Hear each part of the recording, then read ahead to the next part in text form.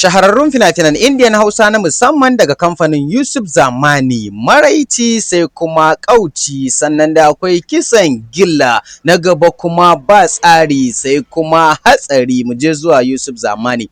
Domin samun waɗannan fina-finan Indian Hausan kai tsaye ka suburbuɗe su ka mazge su zuwa kan wayarka ba tare da ka sha wahala ba, to kamar da yadda aka saba. Sai kana cikin group namu na Indian Hausa. Domin shiga wannan group namu kuma ga namban da zaka ɗauka nan kai tsaye kawai ka suburbuɗa mana magana akan WhatsApp ka ce kana son shiga group namu da ake samun fina-finan Indian Hausa kowaɗanne kala kuma daga kowanne kamfani da kasan yana fassara fina-finan Indian Hausa, ba wai iya na Yusuf Zamani ba, a'a kama daga Algaita, Sultan Yusuf Zamani, Mega, D-Love, Fikira, Al Hussein da ma dai sauran duk wani kamfani da kasan yana fassara Indian Hausa. Muddin ka zo ka biya kuɗinka aka saka ka a cikin wannan group ɗin, to ko yau aka saki fina-finan Indian Hausa kuma daga kowanne kamfani to zaka same su a cikin wannan group namu yanzu haka.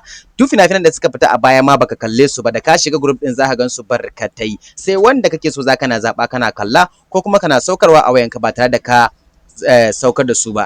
Sannan zaka iya saukarwa kuma ka ci gaba da tura ma duk wanda kake so ka tura ma. Ina yan downloading, ina masu kallon ɗaya wannan damar ta ce gaskiya. Kamar dai yadda yanzu mutane sun sani cewa ba a samun fina-finan Indian Hausa akan YouTube ko kuma kan Vidmate, sai dai ka zo kai ta faman sacin amma baka samun su, sai dai kai ta ganin tallace-tallace na banza da kuma na wofi. To amma wannan tallan na musamman ne gaskiya.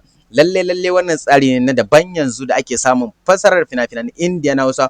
Ko yau aka saki fina-finan Indian Hausa, duk wani kamar da ka san yana fasara to zaka samu fasarar sa a cikin wannan group din, sai dai duk wanda kake so kawai ka latsa ka saukar. Sannan zaka iya kallon duk wanda kake so a group din ba sai ka saukar da shi ba. Kamar da yadda nake gaya muku, ga namban da zaka dauka ka mana magana nan akan WhatsApp.